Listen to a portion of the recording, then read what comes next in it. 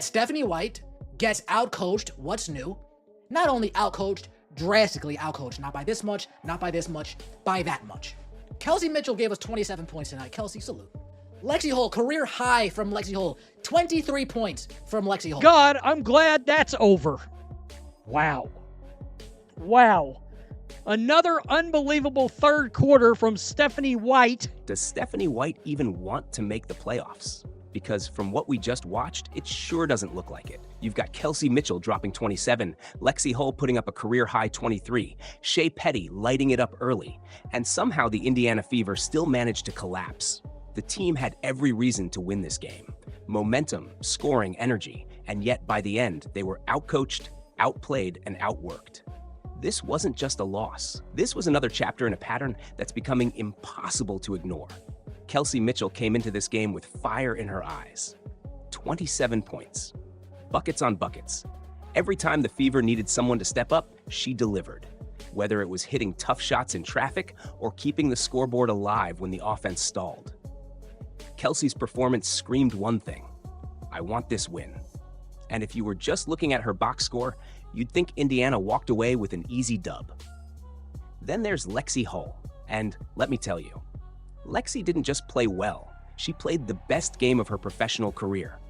A career-high 23 points, shooting with confidence, cutting hard, crashing the boards, bringing energy every single possession.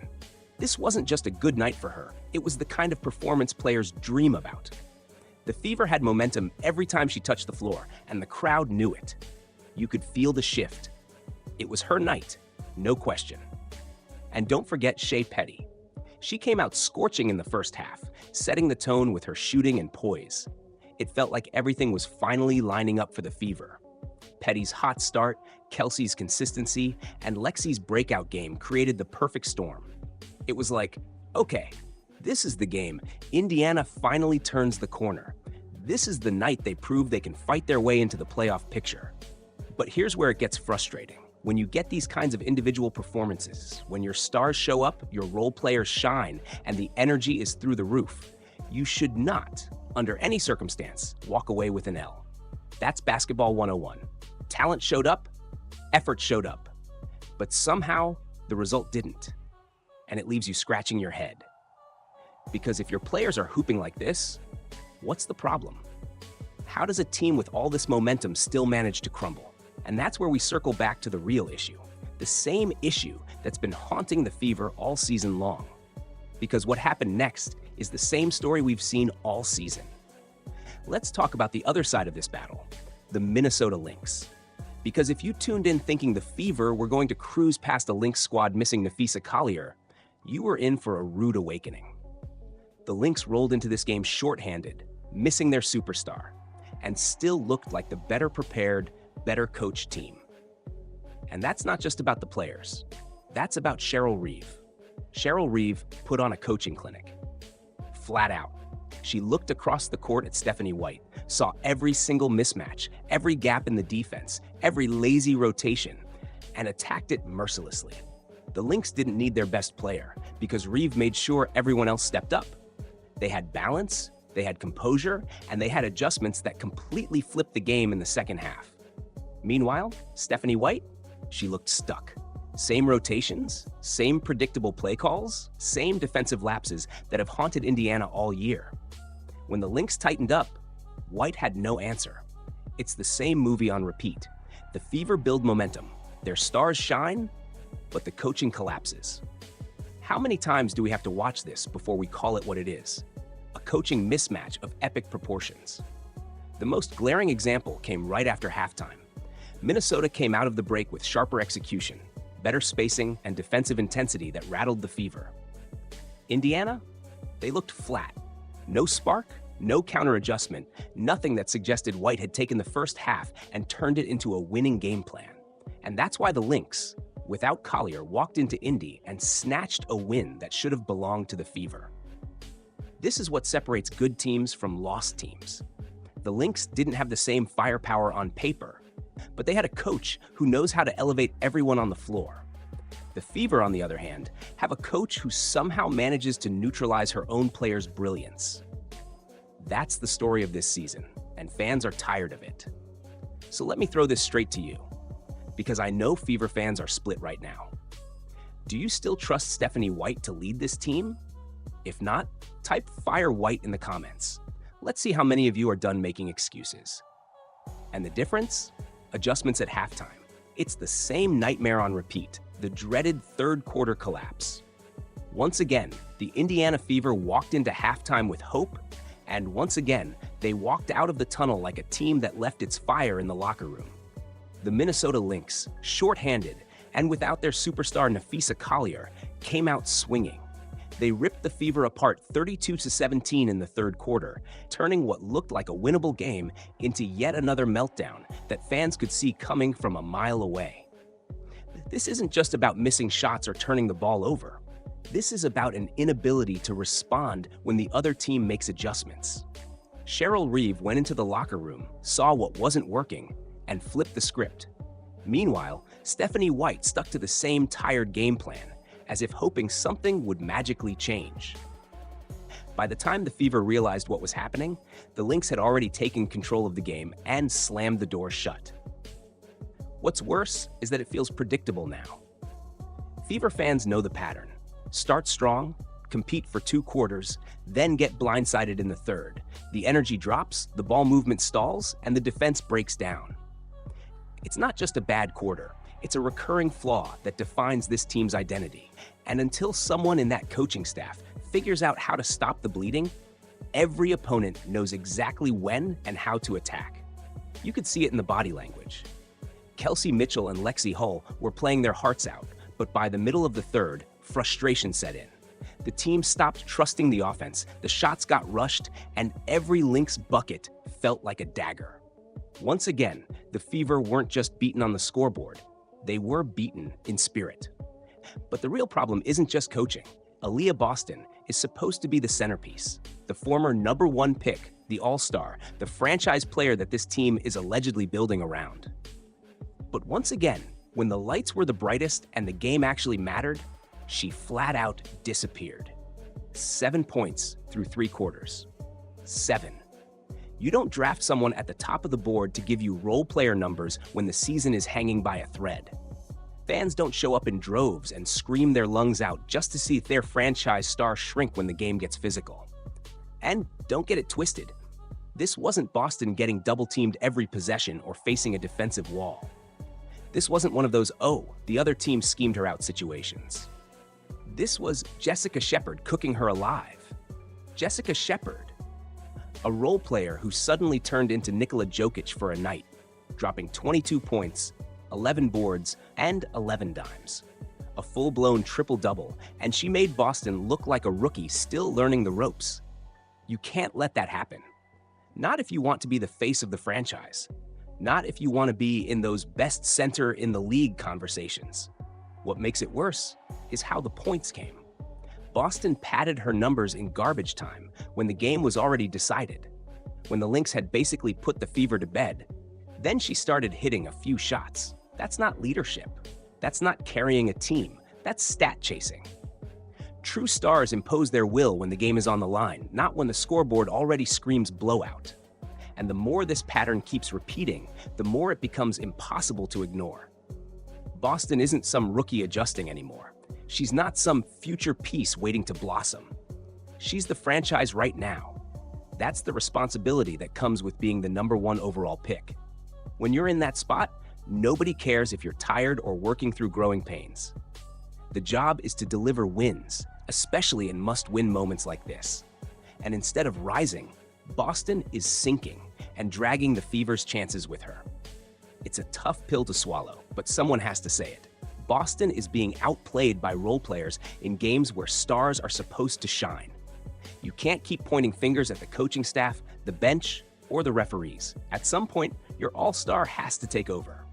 And if Aliyah Boston doesn't flip that switch soon, the Fever's entire rebuild might collapse before it even gets going.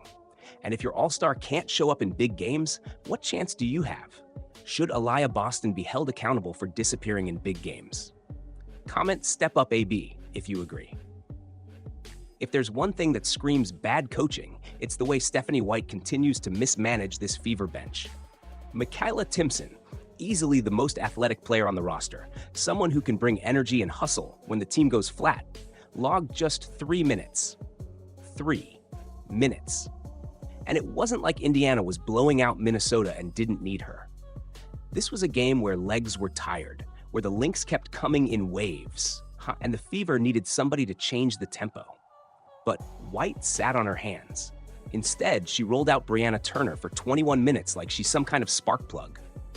21 minutes after one decent game, and suddenly White is acting like Turner is a cornerstone.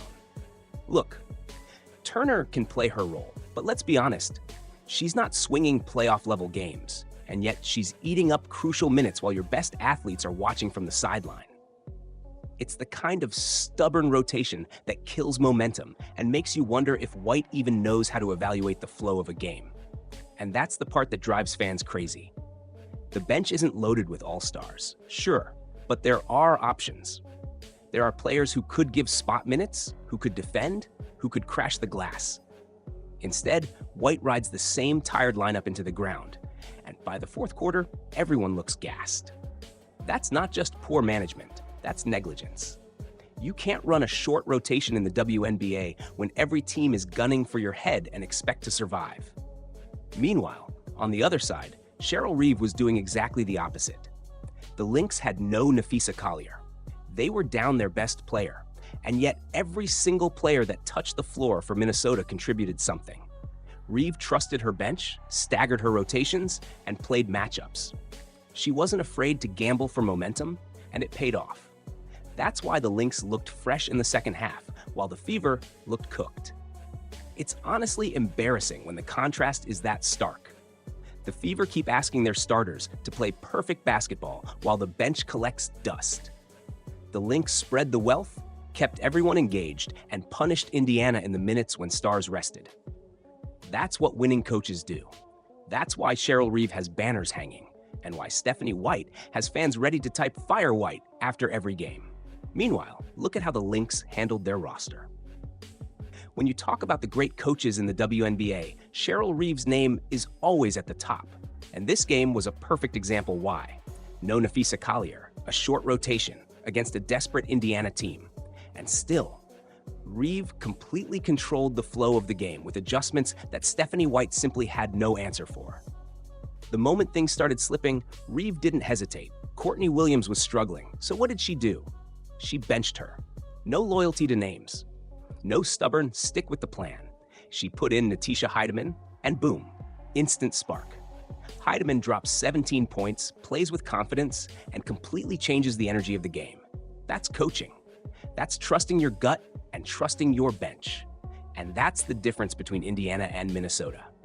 The Lynx role players aren't just warm bodies filling minutes. They're threats.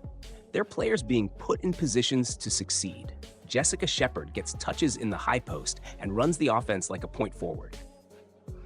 Kayla McBride is freed up for clean looks.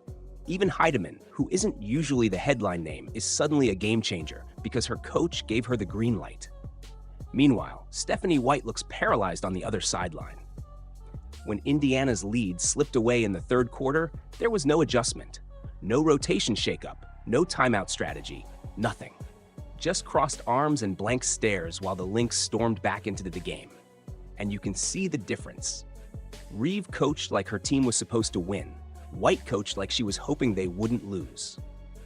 And that's why Minnesota walks out with the victory, despite missing their superstar. It wasn't talent. It wasn't luck. It was Cheryl Reeve outclassing Indiana's coaching staff from start to finish. So where does this leave Indiana? For the Indiana Fever, this loss isn't just another L on the schedule. It's a gut punch to their entire postseason push. With this setback, the Fever are now tied in losses with the Valkyries. And here's the dagger. They don't even own the tiebreaker. That means Indiana isn't just chasing wins anymore. They're chasing hope, relying on other teams to stumble while trying to avoid stumbling themselves. And the schedule? It's brutal. They've got a looming clash with the Valkyries, and let's be clear, if they don't take that game, their playoff window could slam shut. Then there's the Sparks, a team that may not look like contenders on paper, but always play spoiler in these kinds of stretches. And to top it off, a matchup with the Chicago Sky, a team that's been up and down all season but is still dangerous enough to derail Indiana's postseason dreams. This is what makes it sting for Fever fans. They had momentum earlier in the year. There was belief. There was energy. But right now, every game feels like a must-win, and the margin for error is officially zero. One bad quarter, one cold shooting night, one defensive collapse, and their playoff chances could vanish in an instant. And you can see it in the body language of the players. They know what's at stake. These aren't just games anymore. They're auditions for survival. And if Indiana can't rise to the occasion, the narrative of this season is going to shift from the Fever are building something to same old Fever, another wasted year. The urgency is real. The fear is real. And so is the possibility of missing the playoffs entirely. Do you think the Fever will even make the playoffs this year? Type yes Fever if you believe, or no shot if you don't. At the end of the day, the truth isn't complicated. It's painful. The Indiana Fever are living and dying on the shoulders of Kelsey Mitchell and Lexie Hull. Every single night they have to go nuclear just to keep Indiana in the fight. That's not a formula for winning basketball. That's a ticking time bomb. And guess what? We're watching it explode, game after game. Because here's the harsh reality. Without Caitlin Clark, the Fever simply cannot compete with playoff teams. Period. The spacing collapses. The pace slows to a crawl. What looks like a dynamic, high-scoring offense with Clark turns into a predictable, stagnant mess without her.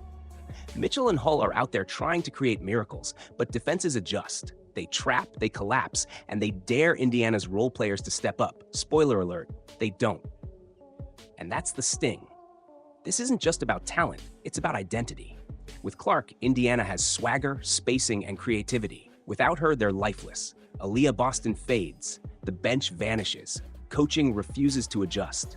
And we're left talking about another blown lead, another wasted night, another almost. The worst part?